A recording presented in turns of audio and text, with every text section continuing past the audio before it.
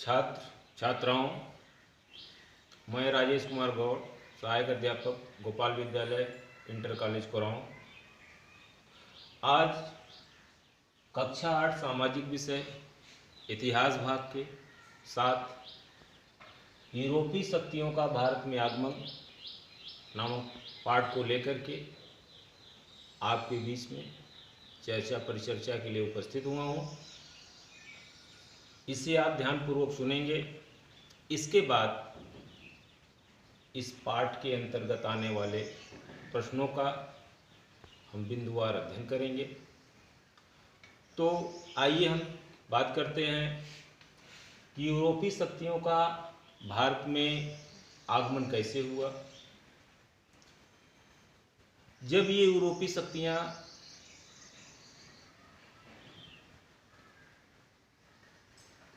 भारत में आई, उस समय भारत का जो व्यापार का मार्ग था वो जल मार्ग था और थल मार्ग था। उस समय व्यापार के 3 मार्ग हुआ करते थे। प्रथम मार्ग फारस की खाड़ी से होता हुआ समुद्री मार्ग था और दूसरा मार्ग लाल सागर से अलेक्जेंडरिया का था और तीसरा मार्ग एशिया से मिस्र और फिर यूरोप के लिए था। इस प्रकार भारत का व्यापार यूरोप के साथ फलता फूलता था। 15वीं शताब्दी में 1453 ईस्वी में कुस्तुनतुनिया पर तुर्कों ने अधिकार कर लिया। इस अधिकार के परिणाम स्वरूप चूंकि कुस्तुनतुनिया भारत और यूरोप के मध्य व्यापार का मुख्य द्वार था, अब जब उस पर अधिकार हो गया तुर्कों का, तो भारत और यूरोप के मध्य व्यापार के मार्ग बंद हो गए। तो इन लोगों ने नए मार्गों की खोज आरंभ की। इसके क्रम में कुछ बड़े बड़े साहसी नाविकों ने हिम्मत जुटाई और राजा और रानियों को धन, धर्म और ध्वजा के सपने दिखाए। इस प्रकार उन्होंने नए मार्गों की खोज आरंभ की, जिसके तहत स्पेन निवासी कोलंबस ने अमेरिका की खोज की और पुर्तगाल निवासी वास्को डी गामा ने भारत की खोज की। इस तरह से फिर से यूरोपीय देशों के साथ भारत का व्यापार शुरू हो गया। तो आइए अब हम इस पाठ में आए हुए प्रश्नों का बिंदुवार अध्ययन करेंगे और अपेक्षा है कि उसे आप लोग बिंदुवार नोट करके अपने तैयारी को सुगम बनाएंगे। आइए। हाँ, तो छात्रों, सबसे पहले हम बहुविकल्पी प्रश्नों से शुरू करते हैं। बहुविकल्पी प्रश्नों की क्रम में सर्वप्रथम पहला प्रश्न है, अमेरिका की खोज किसने की?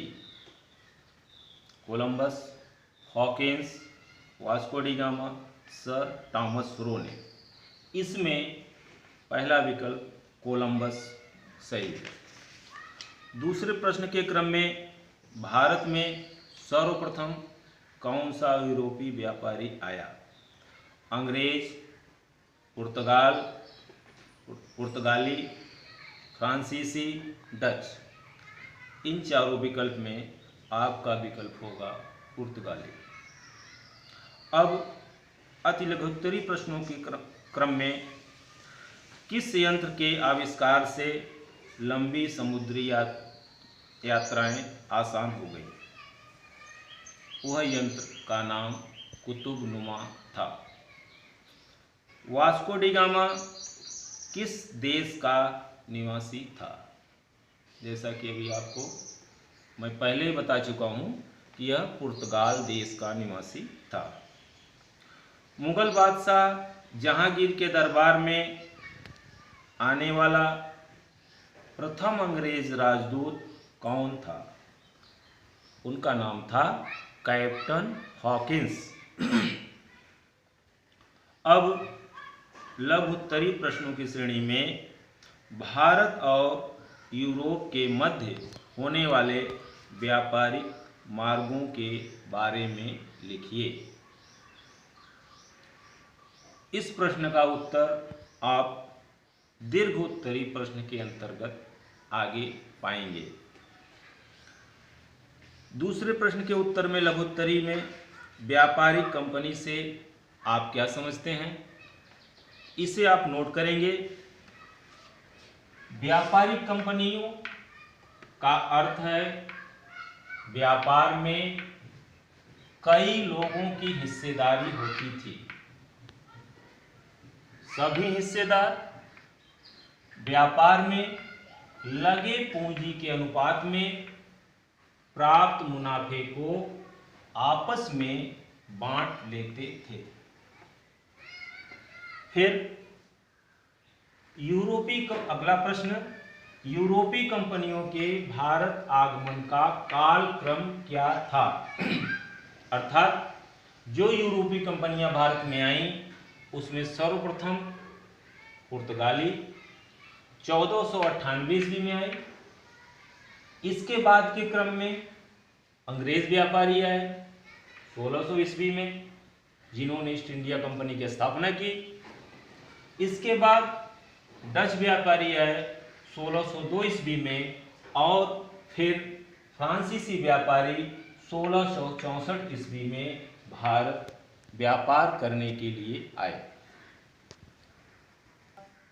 हम अब इसके बाद दीर्घ उत्तरी प्रश्नों के क्रम में प्रश्न है, पुराने यूरोपीय व्यापारिक मार्ग कौन से थे? नए व्यापारिक मार्गों की खोज क्यों शुरू हुई? आपके पुस्तक में लघुत्तरी प्रश्न में भारत और यूरोप के मध्य होने वाले व्यापारिक मार्गों के बारे में जो पूछा गया था, अभी आपसे हमने कहा था कि आगे दीर्घ उत्तरी प्रश्न के वो उत्तर आपको मिल जाएंगे, तो उसके उत्तर भी इसमें आपको ये तीनों मार्ग के बारे में अध्ययन किया गया है। तो सर्वप्रथम पुराने यूरोपीय व्यापारिक मार्ग कौन कौन से थे? पुराने यूरोपीय व्यापारिक मार्ग 3 थे। पहला मार्ग फारस की खाड़ी से होता हुआ समुद्री मार्ग था। दूसरा मार्ग लाल सागर से अलेक्जेंडरिया का था, जहां से समुद्र द्वारा वेनिस और जिनेवा से व्यापार होता था। तीसरा मार्ग मध्य एशिया से मिस्र और फिर यूरोप के लिए था। नए व्यापारिक मार्गों की खोज क्यों हुई? क्योंकि कुस्तुनतुनिया नगर व्यापार मार्ग का मुख्य द्वार था। व्यापार के लिए यूरोप के व्यापारियों को कुस्तुनतुनिया नगर पार करना पड़ता था। सन 1453 ईस्वी में कुस्तुनतुनिया पर तुर्कों ने अपना अधिकार कर लिया, इसलिए अब नए व्यापारिक मार्गों की खोज शुरू करना पड़ा। तो प्रिय छात्रों, इस तरह से आज का प्रथम पार्ट का यूरोपीय शक्तियों का भारत में आगमन अध्ययन का कार्य पूर्ण हुआ। हमें आशा है कि इससे आप लोग अपनी उत्तर पुस्तिकाओं में लिख लेंगे और इसकी तैयारी करेंगे। अगले वीडियो में अगले पार्ट के साथ फिर हम मिलेंगे, और तब तक आप उस नए पार्ट का अध्ययन पुस्तक से अच्छे ढंग से कर लीजिएगा। धन्यवाद।